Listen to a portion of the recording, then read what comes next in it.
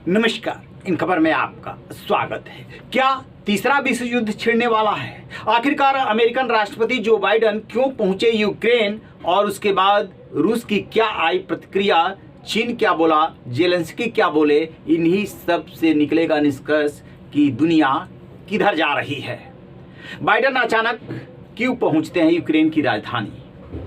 वहां पे वो $50 बिलियन मदद की घोषणा करते हैं और भी बहुत सारी घोषणाएं करते हैं। साथ में ये भी बोलते हैं कि रूस समझ रहा था कि पश्चिम बिखरा हुआ है और कुछ। इसके बाद पुतिन देश को संबोधित करते हैं, बताते हैं कि पश्चिम ने वही किया है यूक्रेन में जो कि उसने सीरिया और इराक में किया।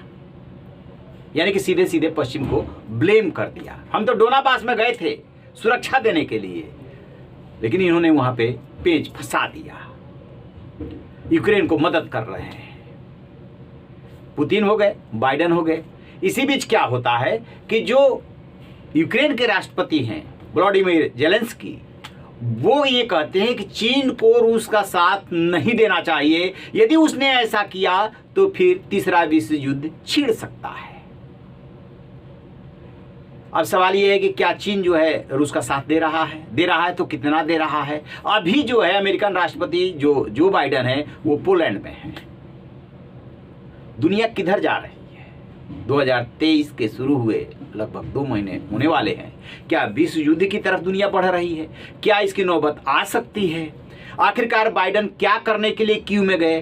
क्या वो उन्होंने विश्व युद्ध को दावत दे दिया है? युद्ध को उन्होंने और ज़्यादा भड़का दिया है? तो इसके यदि आप तह में जाएंगे, हर देश को अपने वर्चस्व की पड़ी है, बेशक जो है दुनिया महंगाई के आग में जल रही हो। अमेरिका ये संदेश देने के लिए क्यों पहुंचा कि हम मजबूती के साथ यूक्रेन के साथ हैं, पूरा पश्चिम खड़ा है। रूस चूंकि इस लड़ाई को 24 फरवरी को 1 साल हो जाएंगे, उसके सामने चुनौती बढ़ गई है। 1 साल युद्ध को हो गया, किसी नतीजे पे नहीं। उसके 18% भूभाग पे बेशक आप कब्जे का दावा करते हैं, लेकिन रूस को भी बहुत ज्यादा नुकसान हुआ है। चीन कहने को तो रूस के साथ है, अमेरिका के साथ जा नहीं सकता क्योंकि अमेरिका के साथ उसकी तनातनी है, लेकिन कितना मन से है और किस हद तक रूस की मदद करेगा, ये एक अलग बहस का विषय हो सकता है। तो जो जेलेंस्की ने वार्न किया है उसका मतलब साफ है कि अभी लड़ाई और लंबी खींचेगी, क्योंकि न तो रूस पीछे हटने वाला है और न जेलेंस्की पीछे हटने वाले हैं। दमित्री देव जो है उन्होंने कह दिया है कि इनका सफाया, जेलेंस्की का सफाया इन्हीं का जो नेतृत्व भर रहा है वो करेगा। तो 1 साल बीत जाने के बाद भी युद्ध खत्म नहीं होने वाला है। युद्ध का दौर अभी ये चलेगा और यदि और देश आकर के इसमें शामिल होते हैं तो फिर विश्व युद्ध की नौबत आ सकती है। अभी आपने देखा होगा कि किस तरीके से चीन का बैलून अमेरिका ने मार गिराया, जिसपे कि चीन आग बबूला हो गया।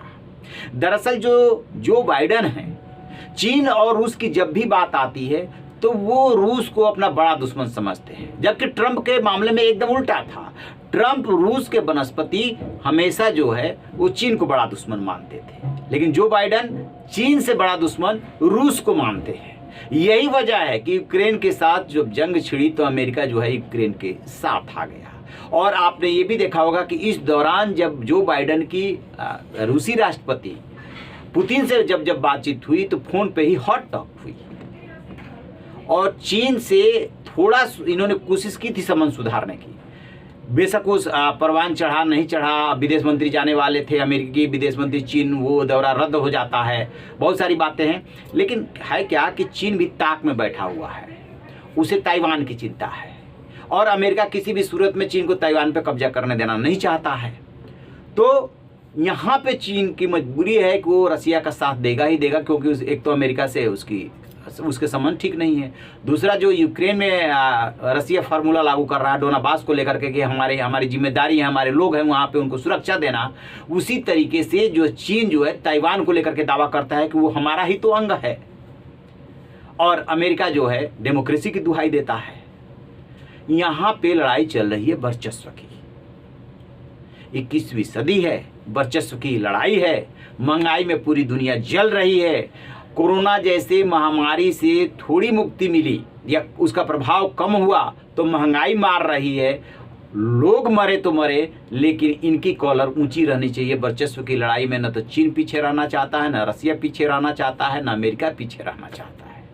देखते हैं कि आगे आगे होता है क्या बाइडन ने आग को और भड़का दी है। इस पे आप जरूर सोचिएगा और कमेंट बॉक्स में जा करके कमेंट दीजिएगा।